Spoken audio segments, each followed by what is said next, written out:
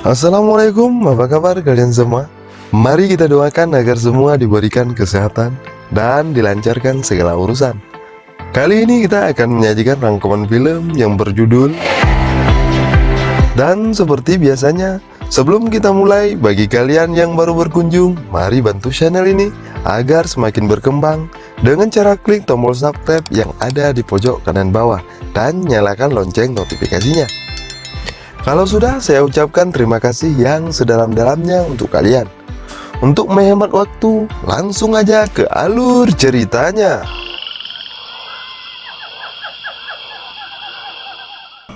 Squid Game Season 1 Episode 1 sampai 9. Dibuka dengan Ki-hun yang tengah menikmati makanannya di rumah.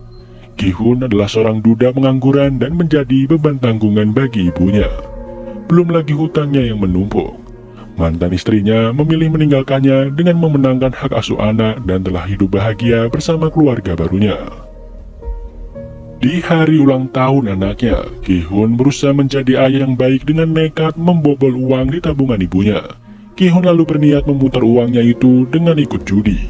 Singkatnya, Ki-hun berhasil memenangkan judi itu dan mendapat sekepok uang. Baru saja keluar, Ki-hun melihat segerombolan rentenir yang mendekatinya, membuat ia langsung berlari demi menyelamatkan uang yang baru saja ia dapat.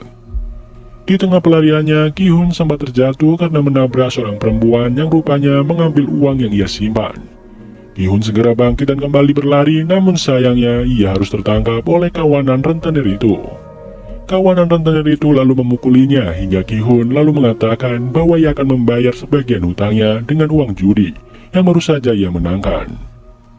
Saat Ki-hun membuka sakunya, semua uang yang baru saja ia dapat sudah tidak ada, karena dicuri oleh perempuan yang sebelumnya ia tabrak. Akhirnya rentenir itu meminta Ki-hun menyepakati pernyataan yang berisi bahwa jika Ki-hun tidak segera melunasi hutangnya, maka organ tubuh Ki-hun akan diambil sebagai pelunasan. Demi tetap memberikan hadiah kepada putrinya, Ki-hun lalu memanfaatkan sisa uangnya untuk bermain game. Sayangnya Ki-hun terus-terusan gagal hingga akhirnya seorang laki-laki datang membantunya. Ki-hun bahagia karena anak itu berhasil membantunya mendapat sebuah kotak hadiah untuk anaknya. Saat bertemu anaknya, Ki-hun tampak bersedih. Ia lalu memberikan hadiah yang ia dapat, dengan harapan anaknya bisa bahagia di hari ulang tahunnya. Saat anaknya membuka kotak itu, ia hanya mendapat sebuah lighter berbentuk pistol yang tidak sesuai dengan harapannya. Ki-hun berjanji bahwa di hari ulang tahun berikutnya ia akan memberikan hadiah yang lebih istimewa. Anak Ki-hun sepertinya ingin membicarakan sesuatu, namun hingga Ki-hun mengantarnya pulang, anak itu tetap menyembunyikan hal itu. Keesokan harinya, Ki-hun ketinggalan kereta, membuatnya harus menunggu di stasiun hingga kereta berikutnya datang. Seorang laki-laki berjas rapi lalu duduk di sampingnya dan mengajaknya bermain game yang mana jika Ki-hun menang, maka Ki-hun akan mendapat uang sebesar 100.000 won. Ki-hun pun setuju untuk bermain bersama pria itu. Ronde pertama dimulai, dan Ki-hun kalah. Pria itu meminta 100.000 won kepada Ki-hun, namun karena Ki-hun tidak punya uang, pria itu lalu menampar Ki-hun sebagai imbalannya. Permainan pun berlanjut berkali-kali hingga akhirnya Ki-hun berhasil menang dan mendapat 1.000 wonnya. Pria itu juga memberi Ki-hun penawaran lebih besar dengan game yang berbeda. Singkatnya, Ki-hun bersedia menerima tawaran pria itu untuk bermain game. Ki-hun menaiki bus berisi orang-orang yang juga tertarik ikut game itu. Mereka dibius demi menjaga kerahasiaan lokasi game, bahkan seluruh barang bawaan termasuk alat komunikasi disita hingga mereka kembali pulang nanti. Saat Ki-hun tersadar, ia telah berada di sebuah ruangan besar bersama 455 orang lain. Ruangan itu rupanya dipantau oleh orang-orang misterius berbaju serba merah dengan penutup kepala dan wajah untuk menjaga identitas mereka. Orang-orang misterius itu juga dipimpin oleh seorang misterius bertopeng hitam. Di sana, Ki-hun bertemu beberapa peserta lain, yaitu Sang-woo yang merupakan teman masa kecilnya, Il-nam seorang kakek penyakitan, pekerja asing bernama Ali, gangster bernama Do-soo, Miriam, serta Saibyo yang sebelumnya mencuri uang hasil judi miliknya. Ki-hun menjadi sangat marah saat melihat Saibyo hingga menyebabkan sedikit kericuhan. Untungnya para panitia game yang berseragam merah itu datang dan menjelaskan bahwa selama di sana mereka akan memainkan 6 permainan, dengan beberapa peraturan yang harus disetujui oleh semua pemain. Aturan itu diantaranya para pemain tidak boleh berhenti di tengah permainan. Para pemain akan dieliminasi jika menolak bermain dan permainan akan dihentikan jika sebagian besar pemain menyetujuinya. Setelah menyetujui semua peraturan itu, para pemain lalu dibawa menuju lokasi game pertama, yaitu lampu merah, lampu hijau. Di dalam game pertama itu terdapat sebuah robot besar yang akan bertugas sebagai penjaga. Jika robot berkata lampu hijau, para pemain diperbolehkan bergerak secepat mungkin agar bisa segera sampai di garis finish sebelum waktunya habis. Namun saat robot berkata lampu merah, para pemain harus diam mematung atau mereka akan langsung dieliminasi di tempat dengan tembakan yang berasal dari segala arah. Tembakan itu sudah diatur sedemikian rupa sehingga akan menembak siapapun yang bergerak saat lampu merah. Karena hal itu para peserta terkejut dan mulai berhamburan di arena game. Sayangnya tindakan itu bukan membantu mereka, malah membunuh mereka.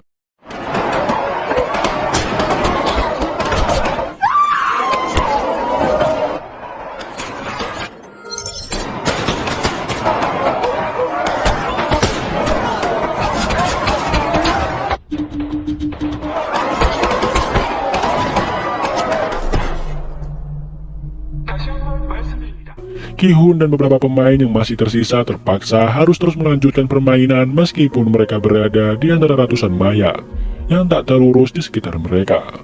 Mereka harus tetap berkonsentrasi agar bisa segera sampai di garis finish dengan aman tanpa kehabisan waktu. Mereka yang bisa melewati garis finish sebelum waktu habis akan dinyatakan lolos dari permainan pertama dan berhak melanjutkan ke game selanjutnya. Ki-hun yang sebelumnya tertinggal mencoba untuk berlari sekencang mungkin di detik terakhir yang dimilikinya. Hampir saja ia terpeleset dan jatuh jika Ali tidak menangkap ke arah bajunya. Akhirnya keduanya berhasil sampai di garis finish tepat waktu. Beberapa pemain lain yang tidak bisa mencapai garis finish lalu dinyatakan gagal dan ditembaki. Setelah menyelesaikan permainan pertama, 200 pemain yang tersisa lalu dikumpulkan kembali ke kamar. Mereka terlihat sangat ketakutan setelah melihat apa yang terjadi di permainan pertama. Akhirnya mereka sepakat untuk menyudahi permainan itu dengan melakukan voting. Para panitia yang ada di sana mengingatkan bahwa hadiah yang telah terkumpul sebesar 25 miliar won. Hal itu karena ditambah dengan jumlah para peserta yang telah gugur. Jika mereka memilih untuk berhenti dari game itu, maka mereka akan dipulangkan tanpa membawa uang sepeser pun. Hal itu tentu membuat mereka semua menjadi goyah. Namun pada akhirnya dengan hanya selisih 1 suara saja, mereka pun sepakat untuk menyudahi permainan itu. Setelah kesepakatan itu, para peserta akhirnya dipulangkan kembali ke daerah asal. Keesokan harinya, Ki-hun memutuskan untuk ke kantor polisi dan melaporkan sindikat game kejam yang ia ikuti. Ia menceritakan seluruh kejadian sejak awal, dibawa hingga kembali dipulangkan. Polisi yang mendengar ceritanya hanya tertawa, membuat Ki-hun lalu memberikan tiket game yang ia dapat dari pria misterius yang tertulis sebuah nomor telepon. Saat polisi itu berniat mengkonfirmasi pemilik nomor telepon itu, yang mengangkat adalah seorang wanita biasa yang kemudian membuat polisi menganggap Ki-hun telah gila. Tak lama datang seorang polisi bernama Junho yang baru saja tiba dan merasa tertarik dengan tiket game yang Ki-hun bawa. Ia bahkan meminta identitas Ki-hun kepada para polisi yang menerima laporannya. Junho sepertinya mendapat sesuatu yang janggal dari permainan itu. Tadi disangka ia juga memiliki tiket yang sama persis dengan milik Ki-hun, yang diketahui milik kakak Junho yang sudah lama menghilang. Junho merasa bahwa kakaknya ada di tempat game itu. Di lain tempat, Ki-hun yang pulang ke rumah merasa kebingungan mencari ibunya. Ternyata ibu Ki-hun saat ini dirawat di rumah sakit karena menderita penyakit diabetes akut. Bahkan dokter menyarankan kepada Ki-hun untuk segera melakukan operasi. Namun sang ibu justru memilih pulang karena tidak sanggup membayar biaya pengobatannya. Hal itu membuat Ki-hun sedih dan kecewa pada dirinya sendiri. Ia bahkan nekat meminjam uang kepada mantan istrinya demi bisa membayar biaya pengobatan ibunya. Namun yang ia dapat malah hinaan dari suami baru mantan istrinya itu, yang juga bahkan melarangnya untuk mendekati putri kandungnya sendiri. Hal itu membuat Ki-hun marah dan langsung menghajar laki itu. Kini Ki-hun sadar bahwa apa yang dikatakan panitia permainan itu benar adanya. Dunia luar jauh lebih kejam dari apa yang terjadi di dalam game itu. Mereka akan tetap dikejar hutang dan mati di tangan rentenir. Semua kenyataan pahit dunia pun membuat Ki-hun dan yang lain tertarik untuk kembali masuk ke arena game. Pada malam harinya, mereka semua lalu berkumpul dan dijemput seperti saat pertama kali ikut game itu. Namun kini yang berbeda adalah mereka bisa lebih mempersiapkan diri karena sudah tahu apa yang akan terjadi di dalamnya. Dari arah lain, Junho ternyata ikut menyusup ke dalam mobil. Kali ini ia bertekad untuk bisa masuk ke dalam arena permainan agar bisa menemukan kakaknya yang hilang. Ia pun menghajar seorang panitia dan mengambil kostumnya untuk menyamar. Seperti biasanya, para peserta pun kembali dikumpulkan dalam sebuah ruangan yang besar. Namun ada beberapa dari mereka datang dengan persiapan, yaitu membawa sebuah senjata atau barang kecil lain yang diperlukan. Dari 201 peserta yang awalnya hanya tersisa 187 orang yang memutuskan untuk kembali ikut game yang berarti hadiah akan semakin bertambah. Junho yang kebingungan harus menyamar menjadi panitia yang bertugas dalam permainan itu. Pada malam harinya, Seubyo yang membawa pisau kecil dan mencoba menyusup lewat ventilasi. Dengan bantuan Miryang, ia berhasil masuk ke dalam ventilasi dan melihat apa yang terjadi di ruangan lainnya. Di sana, ia melihat bahwa para panitia sedang membuat gulali berskala besar. Namun dia tidak tahu apa yang akan dilakukan dengan gulali itu. Keesokan harinya, para peserta bersiap dan dikumpulkan untuk memainkan permainan yang kedua. Sebelum memulai, Sang Woo bertanya kepada Saibyo tentang apa yang ia lihat kemarin malam. Ia pun berkata bahwa permainan kali ini pasti merupakan permainan masa kecilnya. Sedangkan Saibyo yang berasal dari Korea Utara pasti akan kesulitan. Saibyo memberitahunya bahwa para panitia membuat gulali. Setelah mendengar hal itu, Sang Woo pun langsung teringat dengan permainan masa kecilnya di mana terdapat lelehan gula yang diberikan dalam bentuk yang berbeda-beda. Para pemain bertugas untuk mengikis gulali itu sesuai dengan bentuk yang tercetak di dalamnya. Sang Woo sengaja mengambil bentuk segitiga karena merupakan bentuk yang paling mudah. Namun anehnya, Sang Woo tidak memberitahu teman-temannya. Dengan hal itu, membuat teman-temannya malah memilih bentuk yang sulit. Ki-hun terlihat mengambil bentuk payung. Peserta mempunyai waktu 10 menit untuk menyelesaikan permainan kali ini. Bagi peserta yang gagal membuat bentuk yang sesuai, maka mereka akan langsung dieliminasi dengan ditembak. Hal itu membuat para peserta yang lain panik dan semakin ketakutan. Mereka semua berusaha sekuat tenaga untuk mendapatkan pola yang diinginkan.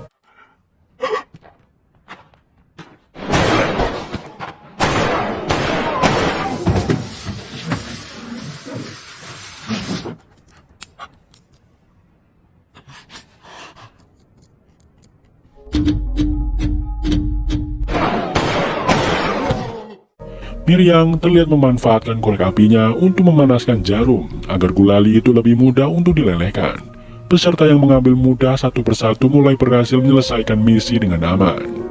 Yang menjadi masalah adalah para peserta yang mengambil bentuk yang sulit ditambah waktu yang semakin mepet. Dalam proses game itu, Junho mulai dicurigai oleh panitia lain karena ia terlihat kebingungan dan seperti tidak mengetahui tugasnya di sana. Di menit terakhir, Ki-hun mendapat ide cemerlang agar bisa menyelesaikan misi dengan cepat. Ki-hun menyadari bahwa gulali itu telah memiliki pola yang bisa dipisahkan dengan mudah jika ia menjilatinya. Jika mereka ingin selamat, maka hal itu adalah satu-satunya cara yang bisa membantu mereka menyelesaikan tugas dengan cepat. Para peserta yang melihat Ki-hun segera mengikuti triknya. Hal itu sangat membantu pemain lain termasuk Ki-hun dan kakek Ilnam yang berhasil menyelesaikan permainan itu. Namun, ada seorang pemain yang gagal dan mencoba melawan seorang panitia. Para panitia langsung menembak para pemain itu agar mereka tidak memiliki kesempatan untuk melawan. Peserta itu pun menodongkan pistol ke arah panitia dan memintanya untuk melepaskan topeng. Namun begitu ia melepaskan topengnya, ia pun langsung ditembak oleh penyelenggara permainan. Jadi semua panitia di sana telah memiliki perjanjian bahwa mereka dilarang membuka topeng atau identitas mereka di dalam permainan, kecuali saat mereka di dalam kamar dan sendirian. Semua itu dilakukan untuk menjaga semua kerahasiaan dari permainan ini. Diperlihatkan pada Gi-hun dan teman-temannya yang masih harus berjuang untuk melakukan apapun agar bisa bertahan di dalam permainan yang lebih gila dari sebelumnya. Terlihat para peserta yang telah berhasil menyelesaikan tantangan gulali sebelumnya. Mereka lalu diberikan makanan untuk masing-masing orang. Doksu, Miryong, dan para anak buah mereka merasa tidak puas dengan pembagian itu. Memilih untuk antri lagi dan mendapatkan makanan lagi. Tak disangka ternyata jumlah makanan sudah disesuaikan dengan jumlah peserta. Karena perbuatan Doksu dan anak buahnya, ada beberapa peserta lain yang tidak mendapatkan jatah makanan.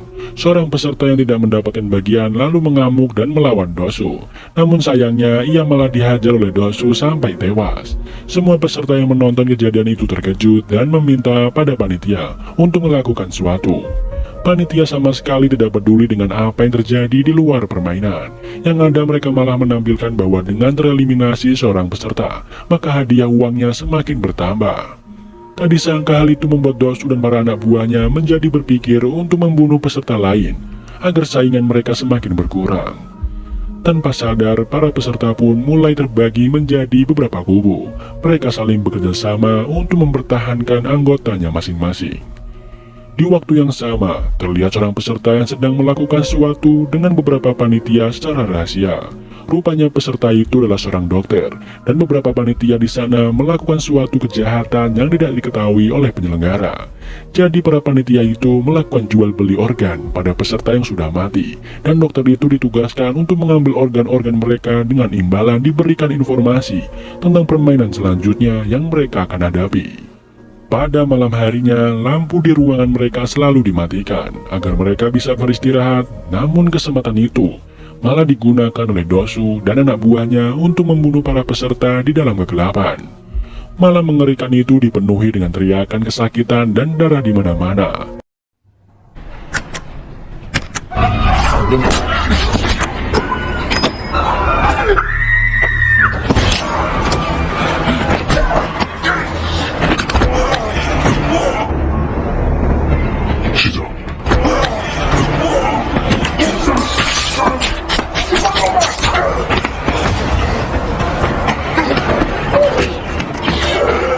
Ditambah lagi, dengan keadaan gelap gulita, mereka pun menjadi kesulitan untuk menyelamatkan diri.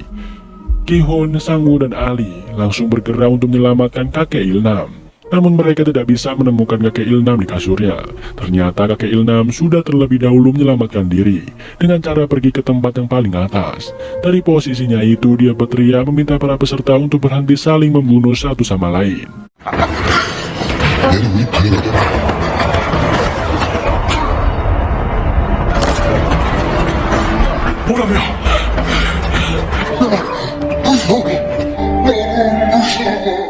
Di saat itulah para panitia pun datang dan mengamankan situasi. Ruangan itu terlihat sangat berantakan dengan mayat yang bergelimpangan. Mayat-mayat itu kemudian dibersihkan dan dipindahkan oleh para panitia. Singkat cerita, mereka pun dikumpulkan kembali untuk mengikuti permainan selanjutnya. Kali ini mereka diminta untuk membuat tim yang berisikan 10 orang. Si dokter yang sudah mengetahui permainan, ia sengaja memilih Dosu dan anak buahnya sebagai tim. Karena permainan yang akan mereka mainkan adalah tarik tambang. Sementara Ki-hun dan peserta lain yang tidak tahu apapun memilih teman-teman terdekat mereka secara acak. Bahkan tim Ki-hun beranggotakan 3 wanita dan 1 kakek-kakek. Alhasil tim itu pun menjadi sasaran empuk tim lainnya. Tarik tambang yang akan mereka mainkan bukanlah tarik tambang biasanya. Mereka akan bertanding di atas ketinggian, sehingga salah satu tim yang kalah akan jatuh dan tewas.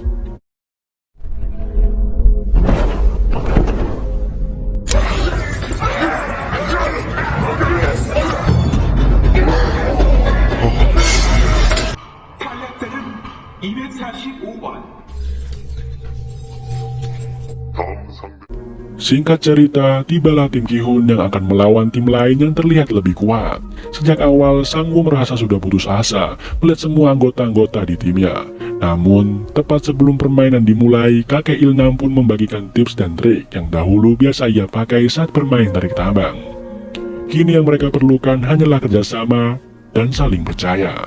Pada awalnya, trik kakek Ilnam pun berhasil mereka lakukan. Namun sayangnya, karena pihak lawan sangatlah kuat, mereka pun tetap saja tak bisa mengalahkannya.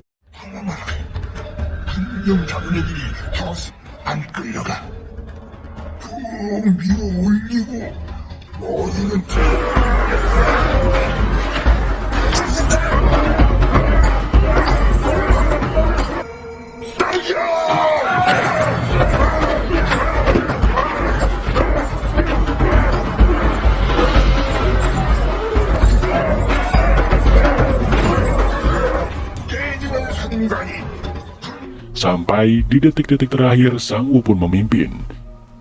Untuk anggota timnya melakukan langkah berani.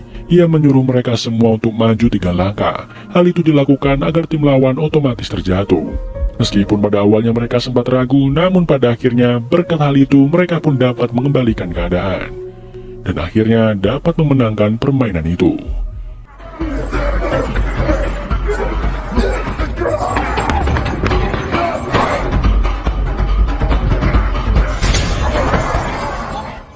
Di akhir permainan, dari 80 peserta, kini tersisa 40 peserta yang masih bertahan.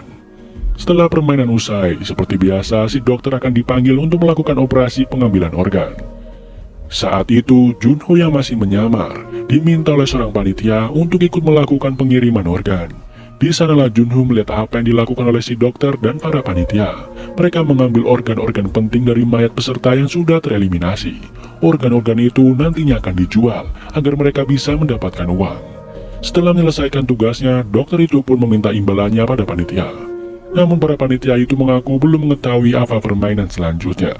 Hal itu tentu saja membuat si dokter menjadi sangat marah, karena jika malam ini ia tidak mendapatkan informasi apapun, maka Doksu pasti akan langsung membunuhnya. Dengan pisau operasinya, dokter itu lalu membunuh seorang panitia dengan brutal. Setelah itu, ia pun keluar dan kabur dari ruangan labirin tersebut, dan dikejar oleh seorang panitia. Sampai akhirnya mereka pun tiba di ruangan permainan sebelumnya. Di sana panitia itu berusaha menenangkan si dokter, karena ia tak ingin frontman atau pihak penyelenggara mengetahui rahasia mereka. Namun sayangnya, keributan itu langsung diketahui oleh penyelenggara. Tak ingin membuang-buang waktu, ia pun langsung membunuh panitia itu dan juga si dokter. Penyelenggara sebenarnya tidak peduli dengan kejahatan yang mereka lakukan di belakangnya. Namun dalam permainan itu, ia sangat menjunjung tinggi kesetaraan. Ia tak ingin ada peserta yang diperlakukan spesial di sana. Ia percaya bahwa setiap orang berhak mendapatkan kesempatan terakhir untuk mempertahankan hidup mereka dengan adil. Di waktu yang sama, Junho dan seorang panitia menyusup lewat pintu rahasia. Keduanya ditugaskan untuk mengirim organ-organ sebelumnya kepada para pembeli. Tak disangka setelah melewati jalan rahasia itu, panitia itu pun menodongkan pisau ke arah Junho. Ternyata selama ini ia sudah curiga kepada Junho karena sudah bersikap aneh. Untuk melindungi dirinya, Junho langsung membunuh panitia itu dengan menggunakan pistolnya. Ia lalu menyusup ke dalam ruangan penyelenggara. Sementara itu, penyelenggara dan para panitia yang lain melihat mayat panitia yang sudah tertembak dari peluru di kepalanya. Penyelenggara yakin bahwa peluru itu adalah peluru dari pistol polisi.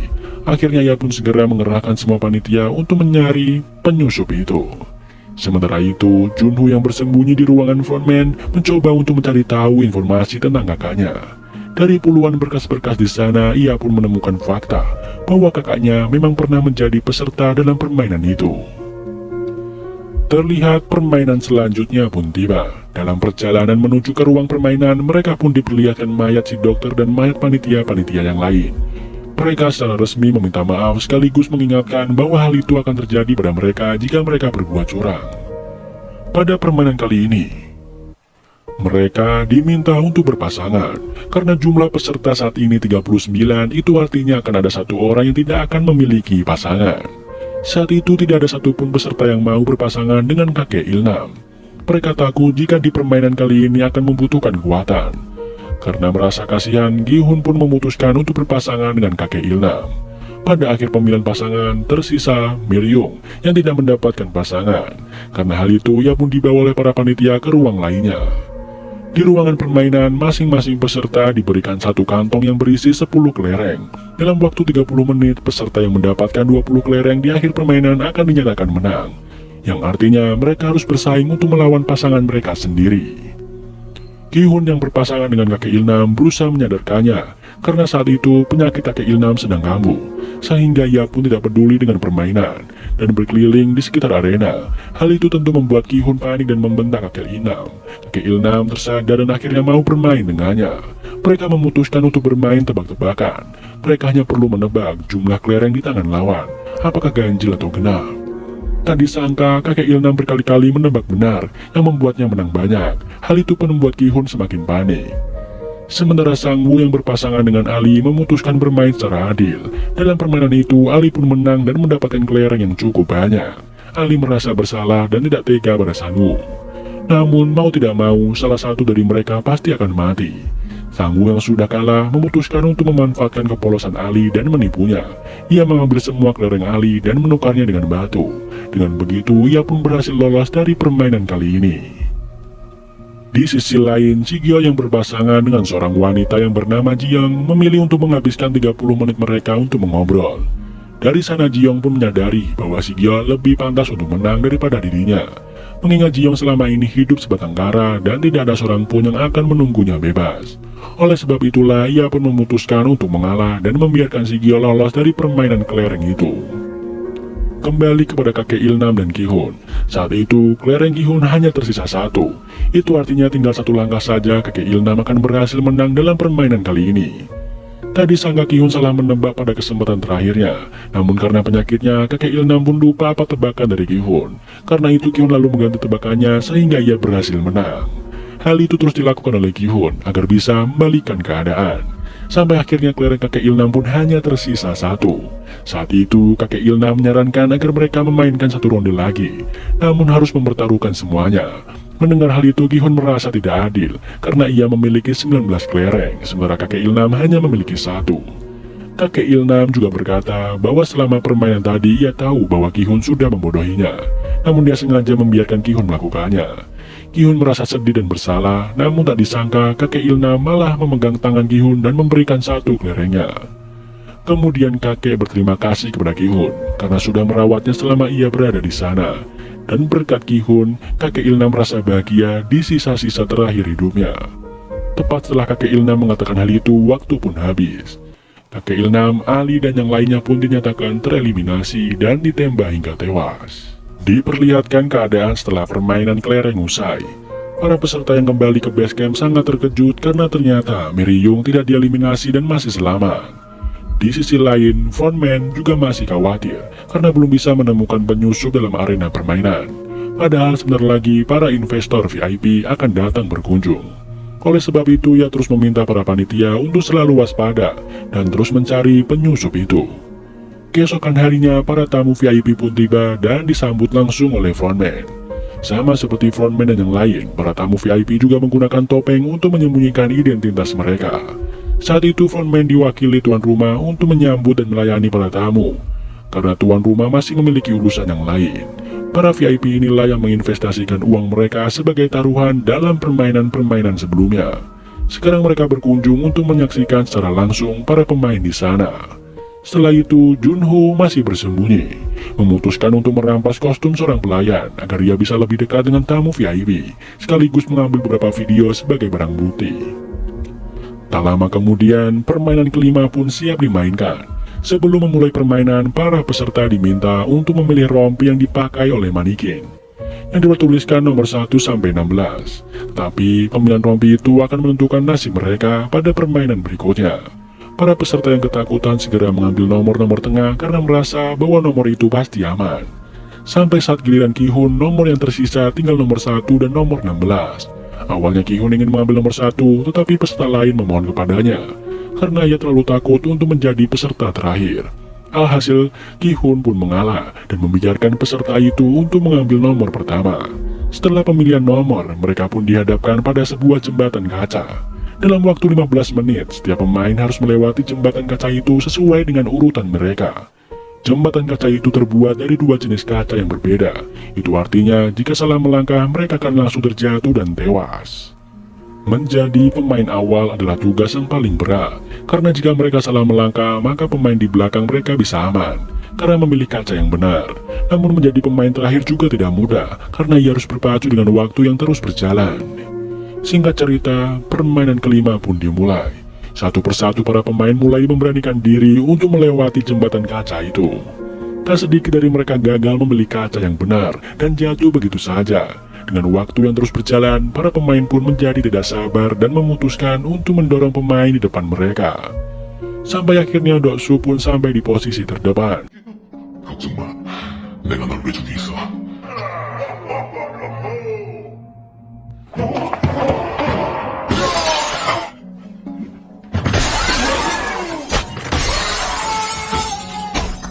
믿을 줄 남은 사람 11명.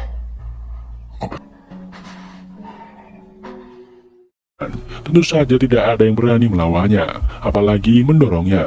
Doksu bersikeras bahwa ia akan tetap berada di posisinya agar tidak ada peserta yang lolos dari permainan itu.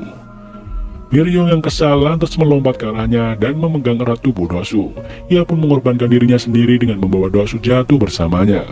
Setelah beberapa pemain jatuh dan tewas, kini tersisa 4 pemain saja. Seorang pemain di posisi terdepan ternyata merupakan seorang pekerja di pabrik kaca. Oleh sebab itu, dia pun bisa membedakan mana kaca yang kuat dan mana kaca yang biasa. Dengan kemampuannya itu, dia berhasil membawa Sang-woo, Si-gyo, dan Ki-hoon yang ada di belakangnya dengan selamat. Namun saat di langkah terakhirnya, frontman yang mengetahui hal itu sengaja mematikan lampu agar mereka menjadi kesulitan untuk menentukan langkah selanjutnya. Hal itu pun membuat para pemain mengulur waktu terlalu banyak. Akhirnya Sang-woo menunjukkan jati dirinya yang sebenarnya. Ia tega mendorong pemain itu, padahal pemain itu yang membawanya maju dengan selamat. Tepat di detik-detik terakhir, Sang-woo, Si-gyo, dan Ki-hoon segera berlari sebelum akhirnya jembatan kaca itu dihancurkan. Sehingga kaca-kaca itu pun terbang dan menggores beberapa bagian tubuh mereka.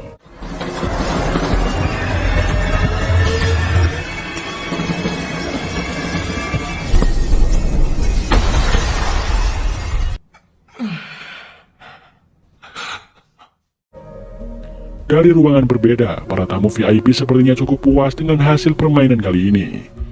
Junho yang berada di sana masih sibuk melayani mereka.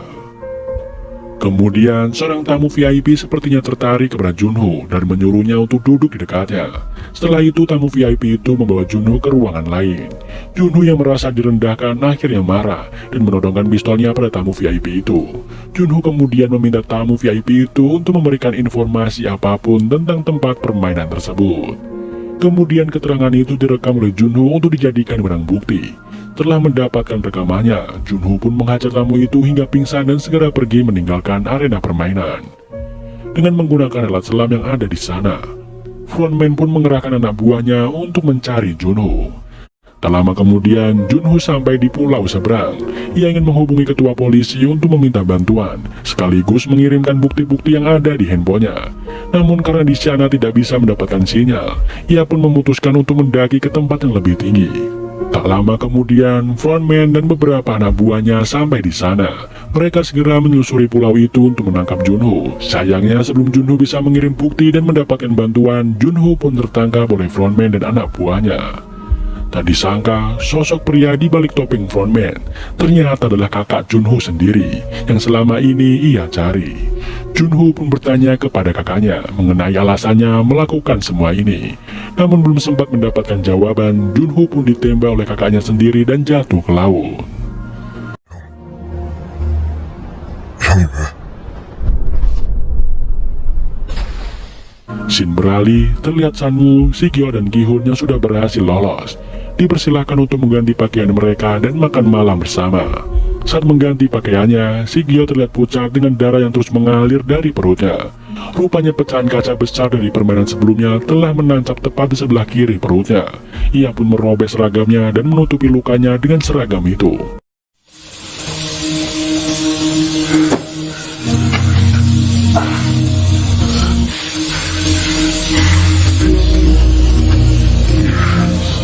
Tak lama kemudian, Ki-hoon dan teman-temannya dihidangkan makanan yang lezat untuk pertama kalinya. Di sana Ki-hoon dan Sang-woo melahap makanan mereka sampai habis. Sementara Si-gyo yang masih merasa kesakitan dan bahkan tak mampu memotong dagingnya sendiri. Setelah makan malam itu, masing-masing dari mereka pun dibekali pisau kecil.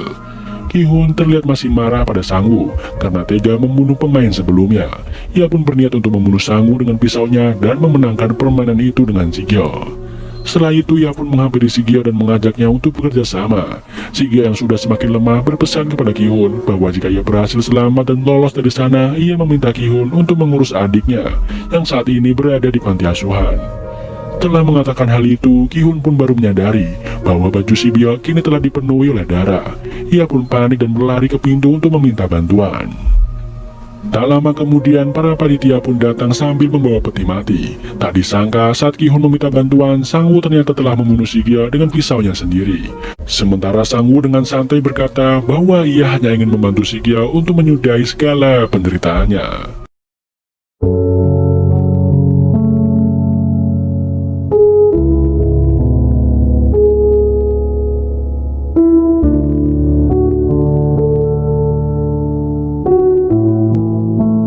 Keesokan harinya, permainan terakhir pun tiba.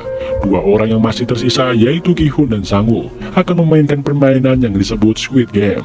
Kebetulan permainan itu adalah permainan masa kecil mereka. Mereka kemudian mendapatkan peran yang berbeda. Ki-hun sebagai penyerang dan Sang-woo sebagai orang yang bertahan. Seperti biasanya dari ruangan lain, para tamu VIP dipersilakan untuk menonton permainan itu dan menjadi saksi siapa yang akan keluar menjadi pemenang. Ki-hun dan Sang-woo sama-sama membawa pisau yang kemudian mereka gunakan untuk saling menyerang satu sama lain. Dengan diiringi hujan, keduanya pun mulai bertarung. 一直失去 형이 그런 인간이라서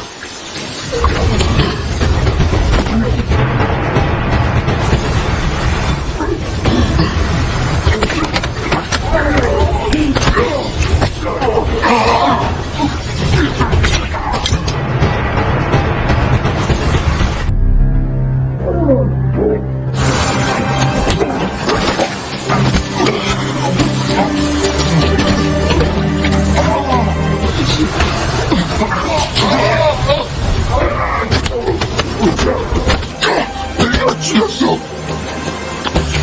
그때 운동장에서 서 있던 사람들 다 죽었네.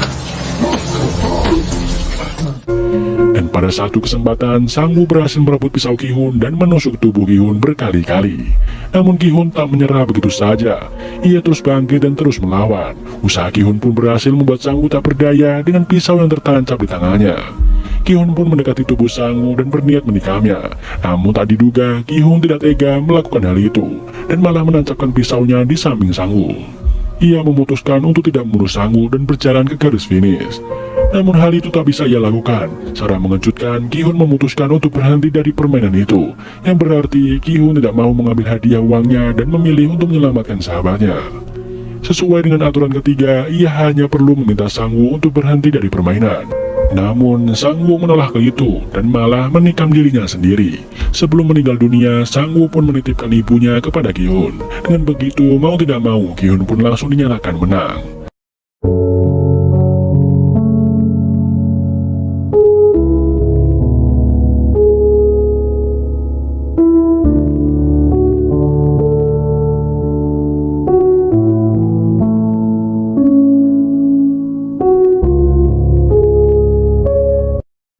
Setelah semua perjuangannya itu, Ki-hun dikembalikan ke tempat asalnya lengkap dengan kartu kredit yang berisi 45,6 miliar won. Dengan semua uang itu, Ki-hun sama sekali tidak bahagia. Ia malah merasa sedih dan frustasi atas kematian ratusan orang termasuk sahabatnya. Bahkan saat melihat ibu Sang-woo, Ki-hun tak sanggup menatap matanya. Bak jatuh tertimpa tangga. Di dalam rumahnya, Ki-hun hanya bisa menangis menatap jasad ibunya yang sudah meninggal.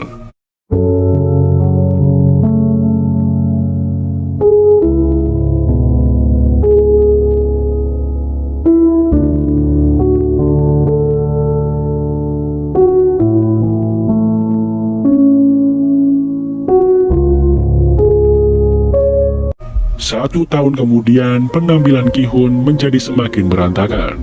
Saat sedang duduk sendirian, ia pun ditawari bunga oleh seorang wanita tua. Ternyata di dalam bunga itu terdapat amplop yang berisi kartu permainan dengan tulisan tempat yang harus Ki-hun datangi. Sesampainya di tempat tujuan, Ki-hun sangat terkejut melihat kakek Ilnam yang sedang dirawat. Sejauh yang Ki-hun ketahui bahwa kakek Ilnam seharusnya sudah mati saat di permainan kelereng. Tak diduga kakek Ilnam adalah tuan rumah sekaligus atasan frontman. Kakek Ilnam mengaku meski memiliki uang yang banyak, ia tidak bahagia sama sekali. Karena tidak tahu bagaimana cara menghabiskan semua uangnya itu. Dengan kondisi tumor di otaknya, serta dengan prediksi umur yang sudah tidak lama lagi, ia pun memikirkan cara untuk bersenang-senang. Kemudian ia pun teringat akan masa kecilnya yang selalu bahagia, karena kehabisan waktu dengan bermain bersama teman-teman. Oleh karena itu, ia dan orang-orang kaya lainnya menciptakan arena permainan itu, agar ia bisa menikmati kebahagiaan dengan ikut berpartisipasi sebelum ia meninggal dunia. Mendengar hal itu, Ki-hun pun menjadi sangat marah. Bagaimana tidak, mereka merelakan mengorbankan ratusan nyawa hanya untuk bersenang-senang. Namun kakek Ilnam pun menegaskan bahwa sejak awal ia tidak pernah memaksa siapapun untuk ikut ke dalam permainan. Ia dengan tulus berterima kasih kepada Ki-hun yang sudah memberikan kebahagiaan dengan menjadi teman bermainnya. Selama di sisa-sisa akhir hidupnya, setelah mengatakan hal itu, kakek Ilnam pun meninggal dunia. Keesokan harinya, Ki-hun pun memulai kehidupan barunya dengan damai. Ki-hun menjemput adik Sigyeok di panti asuhan dan menitipkan anak itu pada ibu Sang-woo. Tak lupa ia juga meninggalkan satu koper uang untuk mereka sebagai pelunasan janjinya pada Sigyeok dan Sang-woo. Film ini diakhiri dengan diperlihatkan Gi-hun yang akan pergi menyusul putrinya ke Amerika. Sebelum pergi, ia melihat seorang pria misterius yang sedang bersama dengan korban permainan selanjutnya. Setelah itu, Gi-hun pun merebut kartu itu dan menelepon frontman. Di sana ia berjanji kepada frontman bahwa ia akan membalas semua perbuatan busuk mereka bagaimanapun caranya. Dan film pun selesai. Kesimpulan dari film ini mengajarkan kita bagaimana uang bukanlah segalanya, dan mengajarkan kita bahwa kebahagiaan tidak bisa dibeli hanya dengan uang. Kebahagiaan hanya semata bisa kita raih bersama dengan orang-orang yang kita cintai. Jangan pernah menyalahkan keadaan, salahkan diri Anda yang tidak mau berusaha dan menggapai cita-cita. Semoga film ini bermanfaat.